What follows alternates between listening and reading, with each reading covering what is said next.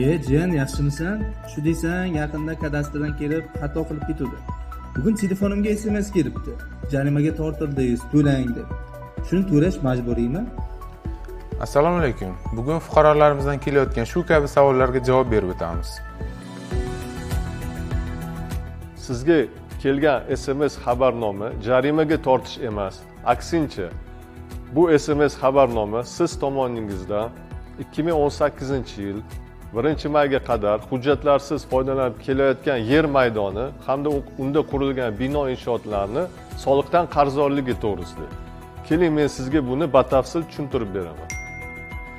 O'tkazilgan xatlovda sizning yer uchastkasiga bo'lgan huquqni tasdiqlovchi hujjatda sizga ajratib berilgan yer uchastkasining miqdori 6 sotu. Xatlov o'tkazilganda amalda foydalanib kelayotgan yer uchastkangiz 10 sotuligi aniqlangan. Ya'ni hujjatdan tashqari ortiqchasiga 4 sotu foydalanib kelyapsiz. Shu 4 sotuga ko'paytirib soliq miqdori belgilangan.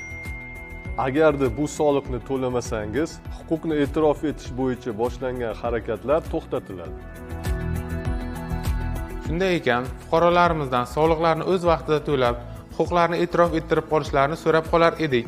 Zero bunday imkoniyat qayta berilmasligi mumkin.